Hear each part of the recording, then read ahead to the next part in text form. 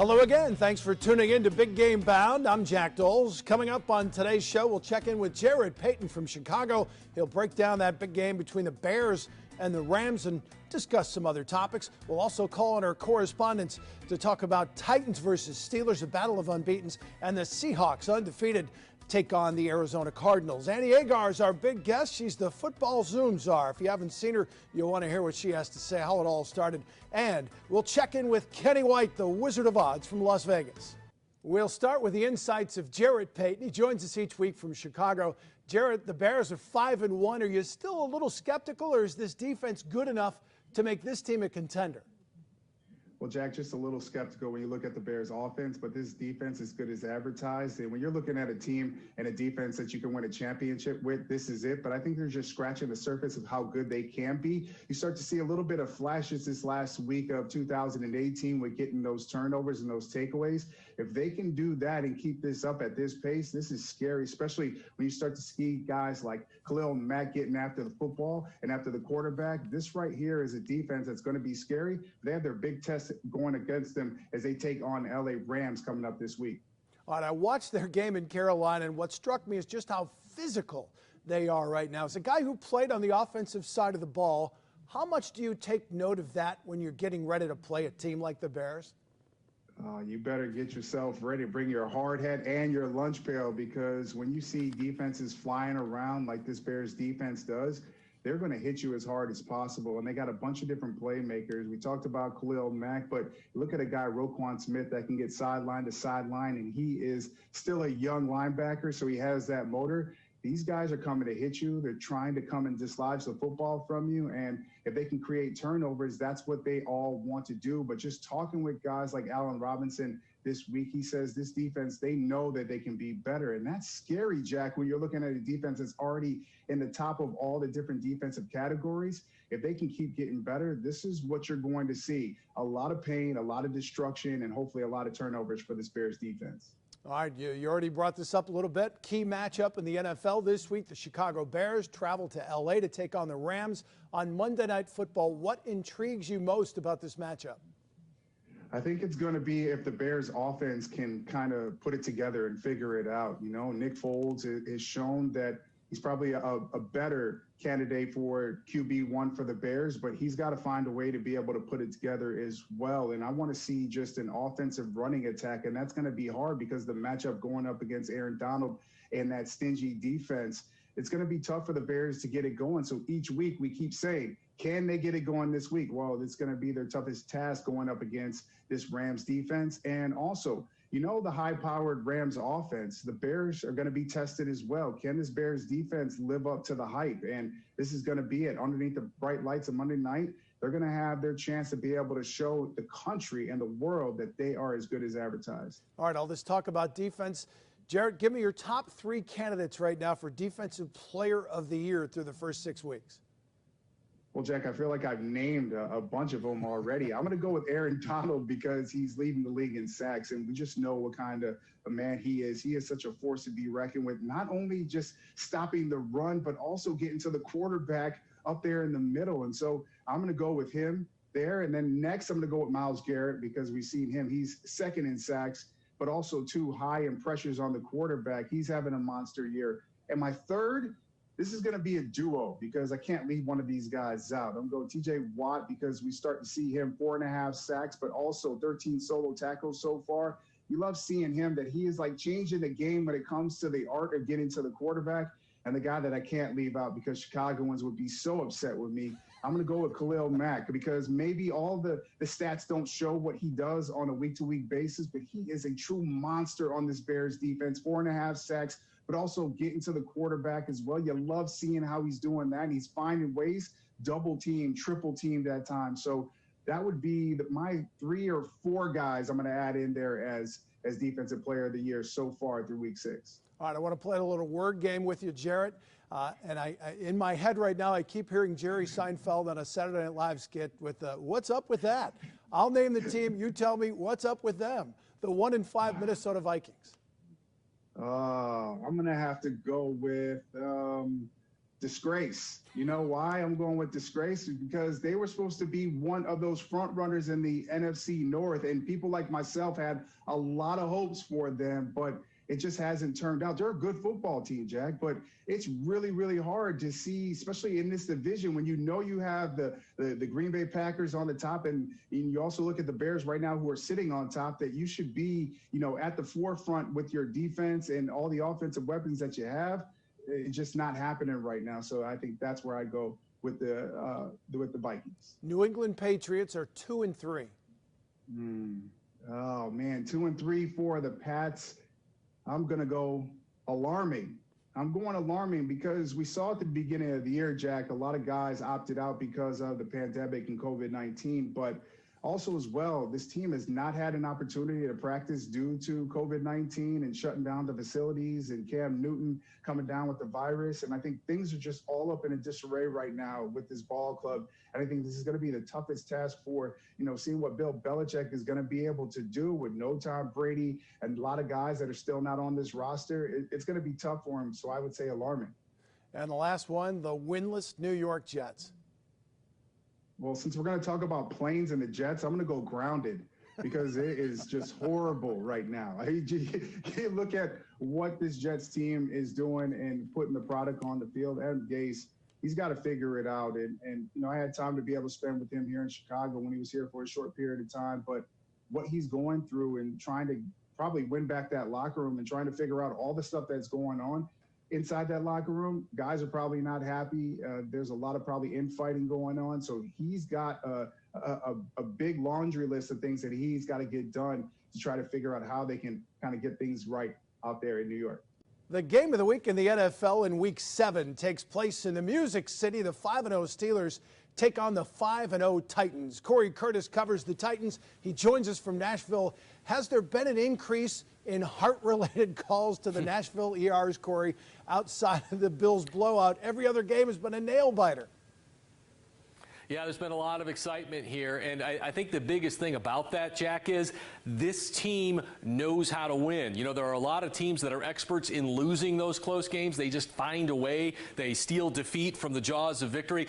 Not this team. This team knows how to win games. If you saw the end of their last game with the Texans, you saw how calm they were in those final moments as Ryan Tannehill led them on that drive, scoring the touchdown to A.J. Brown with only 4 seconds to go. So yes, it's going down to the wire, but as Jeffrey Simmons said after the game, we are built for this, and I guess we're getting used to it.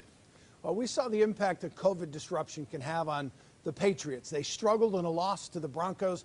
The Titans' COVID issue was even bigger. They come back and blow out the Bills and then knock off the Texans in overtime. How are they able to handle this? Well, Jack, I think there's two elements there. Number one, they were vilified by the National Football League and all of the teams in it. I mean, everybody was calling them every name in the book and accusing them of everything out there and basically singling them out as this renegade franchise, which I'm here to tell you, they are not. But they heard all of it, and they used it as fuel. They put a chip on their shoulder, and I got to tell you, they were ready and focused when the Buffalo Bills came to town, despite hardly practicing. They were pumped to play. The other thing that I think is even more important because it's more sustaining over the course of a season is, I've always been a big believer in this. Adversity does not build character. It reveals your character. We see what this Tennessee Titan team is made of. We see the leadership qualities in it, and we see the culture that Mike Vrabel has built within this football team. They can handle adversity. They've got the leadership to overcome it, and when they're in a close game, as I just talked about, they're built to handle it. I think I'm going to take that quote and put it over my desk. All right, Battle of the Unbeatens on Sunday. What's the key for Tennessee beating Pittsburgh?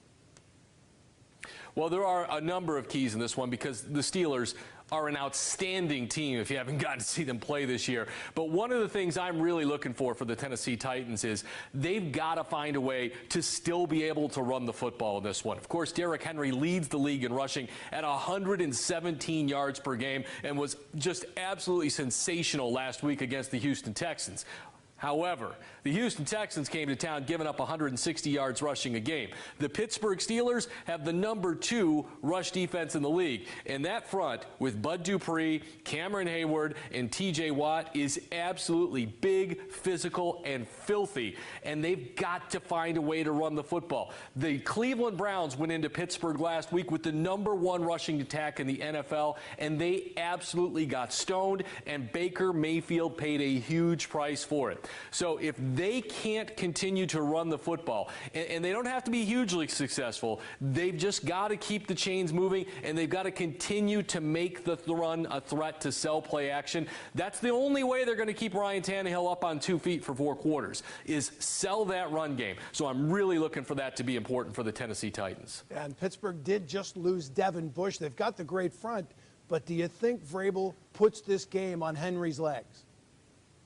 I think he has to. I mean, I think, that's what the way this team is built. And, we're all marveling at the play Ryan Tannehill is turning in for this football team, because while he had moments in Miami, he never had a stretch like he's had for 15, 16 games here where he's been utterly sensational, and now he's being mentioned in the MVP race because he has just been spot on for the Tennessee Titans.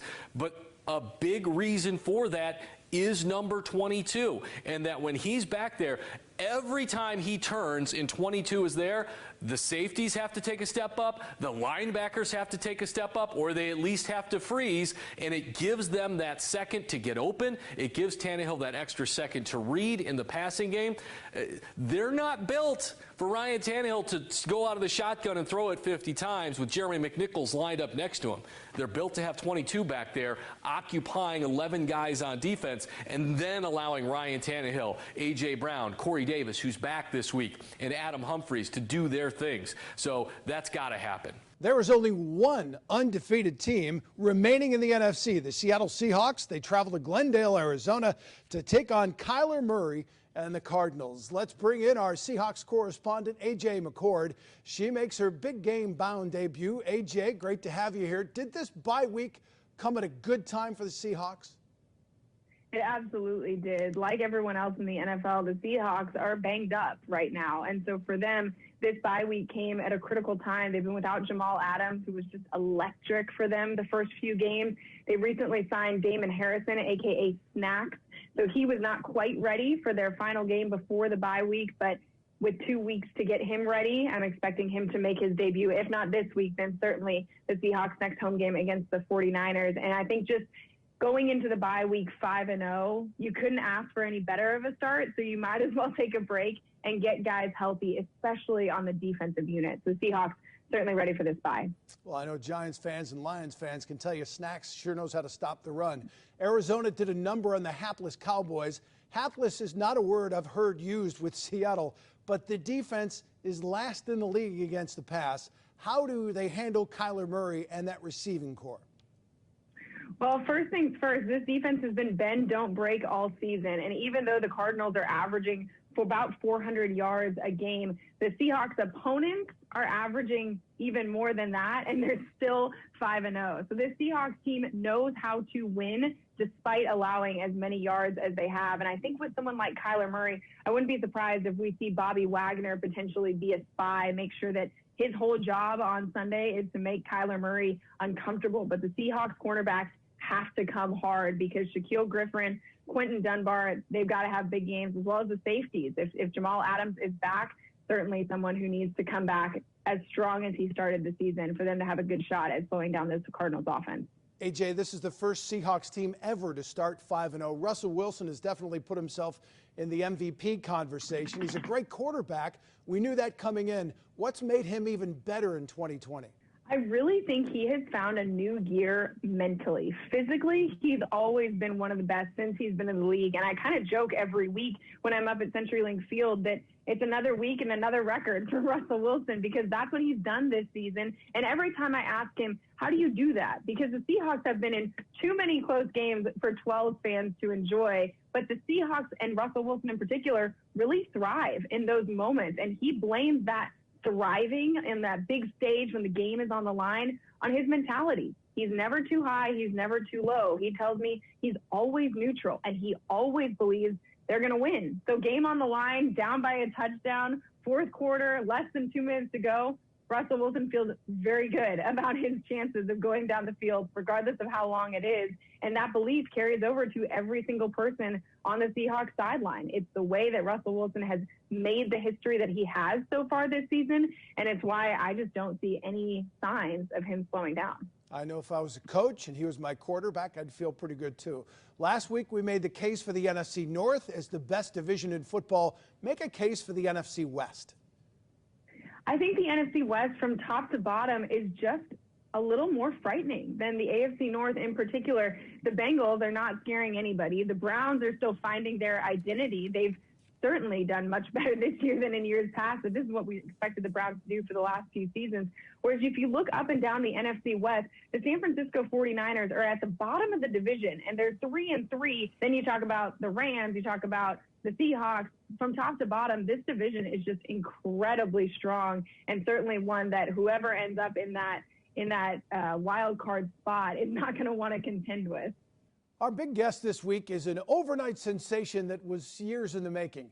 If you spend a lot of time on social media and you follow the Big Ten or the NFL, you've probably seen one of her Zoom meetings. Okay, let's start. Is everybody there? Can everybody hear me okay? Wait, Michigan is in charge of this? Didn't you guys have like 2 conference wins last year? We had 6, okay? You know this.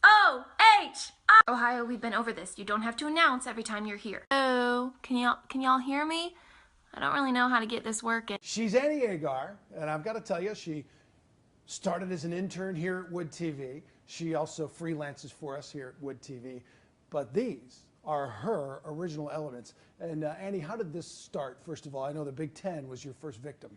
Yeah, so, when COVID was happening and we all were kind of socially distanced and in quarantine, I automatically thought of how football season was going to be impacted because like we do, we cover it pretty extensively here. And as well as a fan, I didn't want to miss out on football. So I immediately thought of Big Ten because that's the territory I grew up in.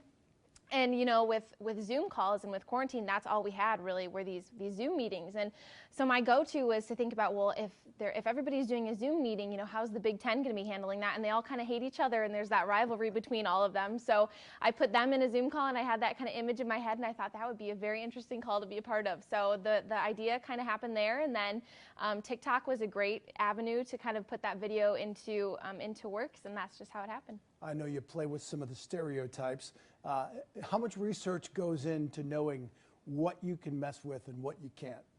So for the Big Ten, it's a little bit easier because that's what I grew up with. So you get this feeling of what Michigan State's like on game day, what the fans are like with that hostility towards Michigan and Ohio State and the dynamic there. With other conferences, it's a little bit harder. So research was definitely a part of it. I reached out to a couple people in, SEC territory, ACC territory, and try to get a feel for not only, the obvious what's in the game day routine and what you see in articles and what you see in what the team is like. It's more so what the dynamic is and the kind of trying to personify a team and a conference into a person and what that person would be like on a Zoom call. So it's a little bit of research goes into it, especially with the NFL ones. Obviously, my research is watching the games all Sunday long, which is really tough. And then when you kind of are done with that, it's trying to put into a 10-second clip what that team did that week. So there's definitely some work that goes into it because I want to be able to represent that team in the best way in a 10-second little window that I have. Most people put a video out and they get a couple of likes, maybe a couple of retweets. When did you know that you had kind of struck gold? So the first one, like you said, the Big Ten one kind of took off, and Rich Eisen retweeted it, and then I had Kirk Herbstreit retweet it, and that's kind of how it felt. Desmond Howard did as well. That's when it felt, real, because all these people I looked up to had been sharing it and retweeting it, and then I'd get comments back from people like Pat Forty and saying, we need more content like this, and so that's kind of how it all started, and that's when I realized this could really be a thing. Now I was worried I wouldn't be able to, give it some longevity and keep it going every week. So with these NFL videos that I've been doing, it's kind of elongated that, and I can see that people still enjoy them, and I get comments, constantly from people, retweets from people that work for, ESPN and NFL Sunday Countdown, all this kind of stuff. So to see those people share it on social media that quickly is it's an amazing thing to see. How much of a mind-blowing moment was it when you got the call from ESPN saying, we want you to do one for Countdown? That was absolutely incredible. I put out a video on Monday. A couple hours later, I had gotten a Twitter message from someone saying that she worked for ESPN and they wanted me to be on this small little show called Sunday NFL Countdown. And I was like, well, I've kind of seen that show a few times. So that was surreal. I didn't believe it until the film crew had actually come out and we started filming. And I thought, holy cow, I'm really going to be on a show that I've watched for years. It was unbelievable. So a little different process there, because I'm sure the production value is a little more intense than you and your cell phone. Right. Yeah, and that's what we tried to replicate was, because the fun of it, of being right in front of the camera in my TikTok videos is that you're right there. It feels a little more personal, and it's almost as if you're talking into the phone like you would in a Zoom call. So the hardest thing was to try and replicate that and still have this quality, video that ESPN puts out constantly, and the great, production value that it has, as well as bringing that kind of personal, I'm just a person in front of a camera on a Zoom call, that's loving, being a fan of their team. So that was hard to do, but I think we did it pretty well, and it was definitely different, but it was a lot of fun. Have any players hit you up a little salty about what you may have done to their team? No players so far, but fans definitely have not kept it to themselves. I tend to make fun of Rutgers a little bit, so I've heard some stuff from them, but it's so funny too because, in the NFL, the teams that I kind of joke about, make fun of this past week was the Cowboys because, let's be honest, it's a rough season for them. Mm-hmm. The fans that would comment back, they'd say, well, you're not wrong, it's true, we kind of stink. So I think the best thing to do, especially if you have a season that's not going well or a team that's not doing great, is to find some sort of humor in it. And that's what I try and do in my videos, and people like it because at the end of the day, your team might stink, but if you can joke about it, there's always next season. So where does this go from here for you? ESPN's going to have you back, right? Mm-hmm. Yeah, so I'm going to be on a show this Saturday night called The Wrap Up, and I'm trying to just make as many connections as I can in this industry and kind of keep that going. I've told a lot of people I have these ideas for future videos, so kind of keeping that channel open and letting them know I'm available at any time. The production obviously was such a big deal for 1 week that being a weekly thing might be tough, but I've said, I'm up for anything. I'll go anywhere, do anything you want at this point. So it's just about making those connections, and the opportunities have been so great so far, and the people I've talked to have been great. So I'm really looking forward to it. So you've created this niche, but what's the dream job? Where are you 10 years from now? Great question. So my goal is always to be that connecting factor between the athlete and the fan, because there's such a divide there. It's a pro athlete isn't the same as someone sitting on their couch watching the game, but there's that constant relationship, and the one person that can bring that relationship is a sports anchor, sports reporter. And so I want to bring that to the fans, and I think I can relate to fans pretty well in these videos. And I never thought of being a digital content creator, until quarantine happened and this all started. So if I can do that through these videos, that's my end goal. And I've always wanted to be, at ESPN, NFL Live, anything like that. So if that's my way to get there, then I will do that. Kenny White is the Wizard of Odds. He's an odds maker, sports market analyst. You can see him on CBS Sportsline, and he's the author and publisher of Kenny White's College Football Power Ratings. You can get that in a PDF or a 3-hole binder. He predicts the final score for every college football game, basically tells you what the odds and totals should be for every game. And he joins us every week from Las Vegas. Kenny's here now. Kenny, the Dolphins have won 3 of 4. They're only a game behind the Bills, and now they make a quarterback change. Fitzmagic sits, Tua takes over. Agree or disagree? Amazing, Jack. We were just talking about this yesterday. I think there's a line put up with Tua Tagovailoa be the quarterback by week 10, the starting quarterback. We're not going to even get that far. And I didn't think he would be the starter by week 10. I thought the way Fitzpatrick has been playing, they'd have to leave him in the lineup. But boy, I always give credit, and maybe sometimes too much credit, to coaching staffs. I always say coaches play their best players. So if this coaching staff is making a change right now, maybe Tua is the better quarterback. Can you imagine what that will do to this football team if he actually is better than Fitzpatrick right now? And I have him 2 points below. It's only a 2-point drop-off for me.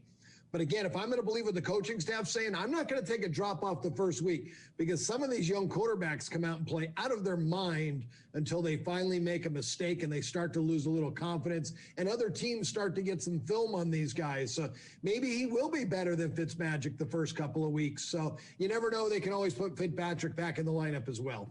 All right, Tampa loses in Chicago, then goes out and clobbers Green Bay. Is Vegas jumping on the Brady bandwagon now?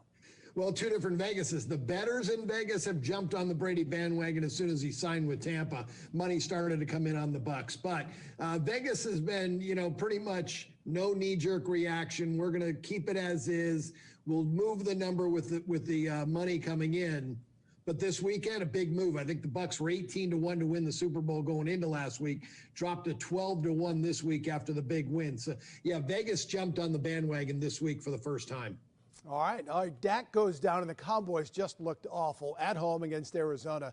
The NFC East has 5 wins total. Who wins that mess of a division? It is a mess. Right now, my model is showing the Dallas Cowboys will win 6 games right now with this team that they have. The Philadelphia Eagles, 5.9 wins. New York Giants, 4.9 wins. And the Washington Redskins, 4.8 wins. So very, very close. Almost anybody can win this division. So if you get high odds on even the Redskins, I still think they have a chance to possibly win the NFC least. Do you think the NFL should make a rules change right now and not give home field advantage to the team that wins that division? Should there be some kind of a benchmark of at least a 500 record?